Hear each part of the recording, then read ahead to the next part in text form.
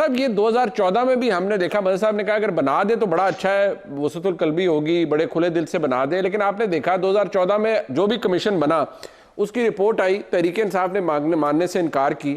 आज हालात क्या उससे ज्यादा अबतर हैं जो आपको नजर आ रहे हैं?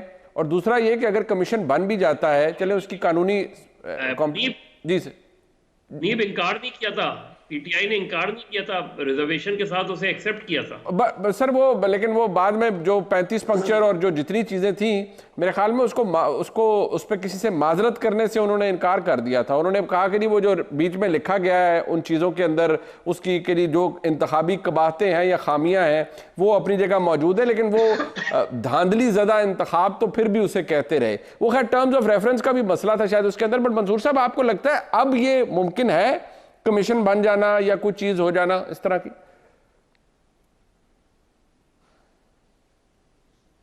बहुत शुक्रिया मुनीब साहब। बेवकूफ हैं क्या नून लीग वाले कि वो इस किस्म की हरकत करेंगे? उनको मतलब दिमाग खराब है उनका कि वो ये काम करेंगे? उनको अच्छी तरह पता है पावर उनके हाथ में आ चुकी है, शहबाज शरीफ साहब मुल्क के वजीर आजम बन चुके हैं, तो वो क्यों करेंगे? और दूसरी बात ये कि मुझे अजीब लगता है अगर हम ये कहें कि जनाब हमें एक जुडिशल कमीशन की ज़रूरत है जो हमें बताए कि भाई धांधली हुई कि नहीं हुई। मतलब हम लोग सहाफ़ी किस काम के हैं? क्या हम नहीं देख रहे कि क्या हो रहा है? या हमने नहीं देखा इलेक्शन डे वाले दिन या इलेक्शन के अगले दिन जो है हुआ क्या है? किस तरह जो है वो रातों रात जो रिजल्ट आ रहे थे वो तब्दील हो गए। उसके बाद मुस्लिम लीग नून के वो जो इनके जो सोशल मीडिया के प्लेटफॉर्म्स हैं उनकी जानिब से सहाफ़ियों पे अटैक शुरू हो गया कि जनाब मीडिया ने गलत किया है, मीडिया ने गलत बताया, मीडिया ये सब कुछ कर रहा है। अफसोस का मुकाम है।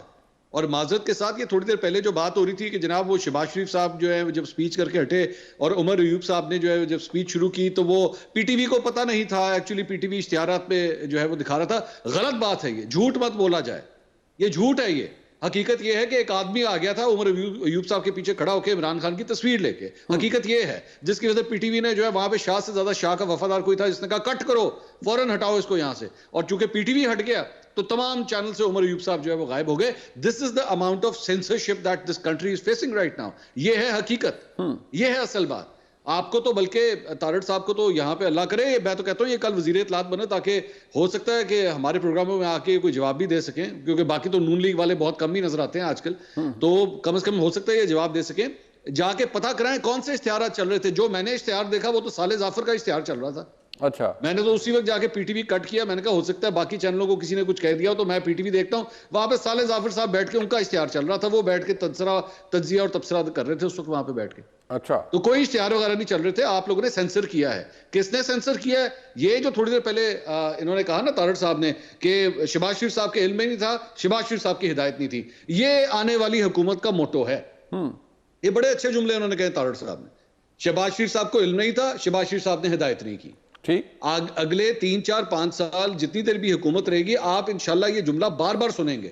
भाईजान वो असद अली तूर को उठा के ले गए, शहबाज शरीफ साहब को इल्म नहीं था, शहबाज शरीफ साहब ने हिदायत नहीं की। वो भाईजान वो फलां बंदा गिरफ्तार हो गया, ये किस तरह हो गया? शहबाज शरीफ साहब को इल्म नहीं था, शहबाज शरीफ साहब ने हिदायत नहीं की। ये सिलसिला इसीलिए चलेगा क्योंकि इस हुकूमत का ये जो बनने जा रही है इसका डीएनए इस तरह का है।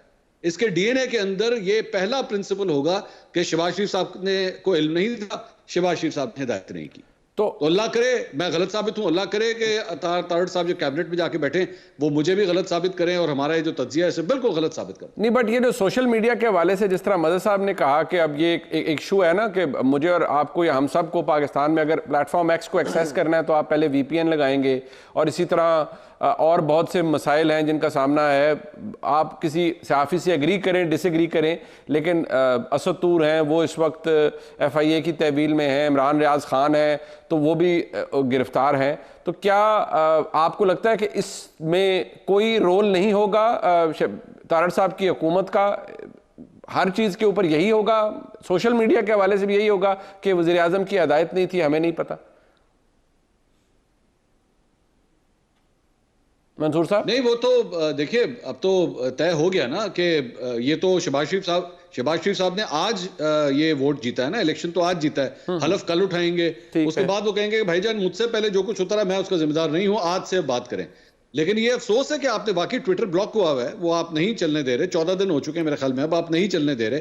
और यहाँ पे एक ऐसा रेजोल्यूशन भी आया है सेनेट के अंदर के भाई बाकी भी बंद करो सारे, फेसबुक भी बंद करो, यूट्यूब भी बंद करो, इंस्टाग्राम भी बंद करो, सारे ही बंद कर दो। तो भाई अगर कोई बीमारी होती है, अगर आप समझ रहे हैं बीमारी है, और मैं बीइंग सोशल मीडिया मतलब यूजर, मैं खुद ये बात एक्सेप्ट करता हूं कि वाकई प्रॉब्लम है, सोशल मीडिया पे प्रॉब्लम है। लेकिन मेरे भाई सर दर्द का इलाज गोली मारना नहीं होता, खुदा के लिए गोली देना होता है, गोली दें, उसको ठीक करें। बिल्कुल ठीक है। आप तो ये कह रहे हैं कि गोली ना चीज खत्म करो, वो गोली और तरह से भी दे दी जाती है ना। वो खैर तारड़ साहब हमें बताएंगे कि गोली देंगे या ऑपरेशन करेंगे या क्या करेंगे, क्योंकि हुकूमत ही नहीं किया। तारड़ साहब बड़ा स्केथिंग क्रिटिसिज्म है।